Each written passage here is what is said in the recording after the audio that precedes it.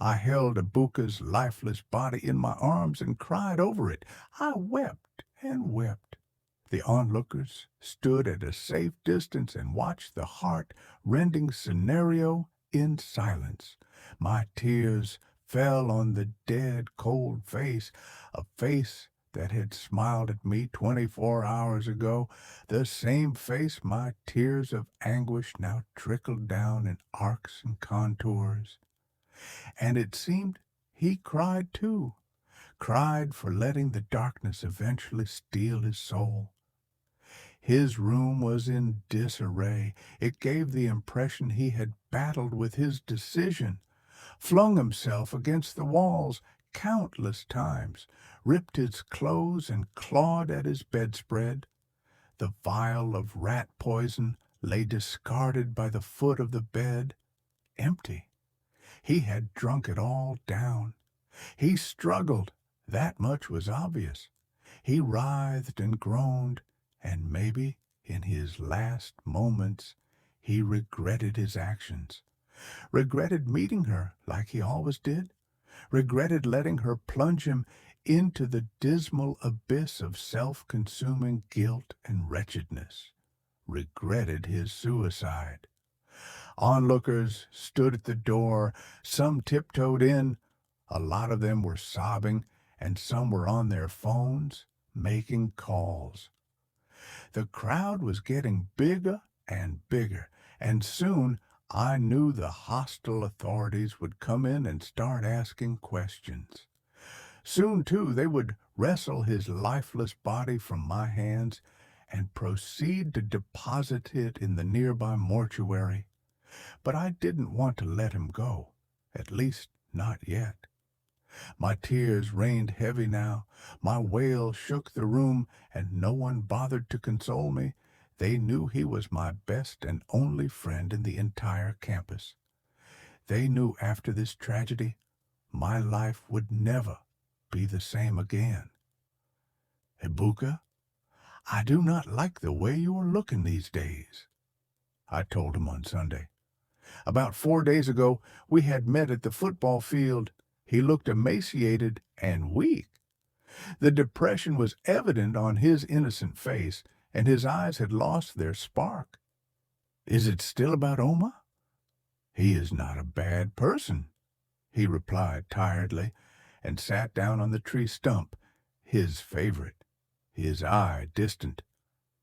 She still wouldn't pick my calls after all my texts of apologies. I shook my head. You didn't come to this school for Oma. She never even liked you from the start, and you know that. Why do you insist on punishing yourself like this? This was something I told him 1,000,000 times a day. He sighed and said nothing. Cupping his chin in his palm and staring at the footballers distantly, I dropped a few off-handed remarks about the weather before leaving him to join the other students on the field. Obviously, he wouldn't be playing. He wasn't in the right frame of mind. That was the last time I would ever speak to my best friend. The next time we saw was in campus 3 days later. He smiled at me from a distance and waved. I waved back, and we both got lost in our various crowd. His suicide note lay beside his body, but I hadn't seen it yet. I was so consumed with grief at the sight of my dead friend, nothing in the world mattered anymore. One of the students in the room picked up the sheet of paper, and after reading a few lines silently, gasped and proceeded to read it aloud to the hearing of everyone in the room. It was then it began to sink in. Dear Oma, 18th of May, 2009 will be a day my restless soul will forever curse. It was that fateful day I was unfortunate enough to set my eyes on you. The day the Hells decided my note on Victorian period, a comprehensive analysis, would be the only complete note in that general lecture hall. The day the demons of doom would make you desperate enough to search the entire hall looking for who you could update your note from. Ijoma, what haven't I done for you? What wouldn't I do for you? 6 times I have had to sacrifice my comfort just to make sure you cleared your courses and paid your school fees. Countless times have I lied to my parents just to make sure you weren't disgraced and thrown out of school on account of your numerous financial issues. But yet, you never hid the fact that the very sight of me repulsed you, like rain falling on a cold, hard rock. The waters of my feeling never did enough to soften your heart. People mocked me. People jeered at me, all because I was bold enough to love someone that would never be mine. I am not a strong person, and I easily get broken. I get bruised. But you, my dear, didn't break me. You crushed me beyond redemption. You despised me. You hated me. You abhorred my very existence. You went around telling everyone you wish I would leave you alone and find another girl who was more my type. Yet you didn't think I was not your type when you come to me asking for financial help to rescue you from a serious problem. You took the sunshine in my life and replaced it with gray clouds. You took my breath and choked me with hate. Every day becomes even harder to live through, and I am not strong. I am weak, the reason why I avoid love.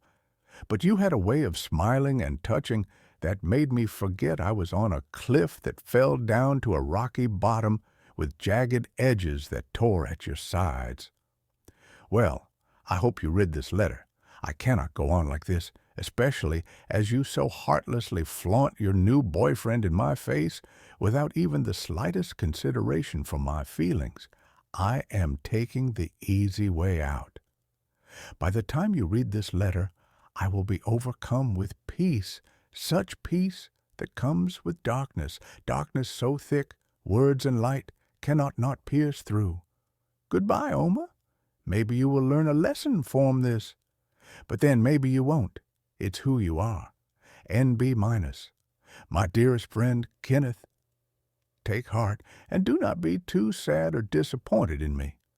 I was unhappy in life. Maybe I will be happy in death.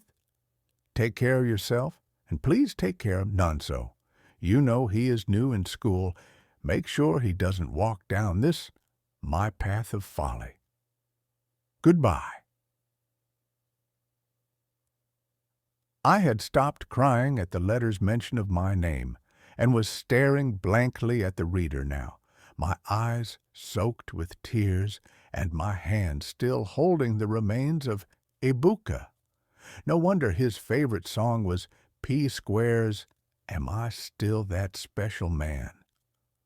We heard hurried footsteps. The hostile authorities were coming,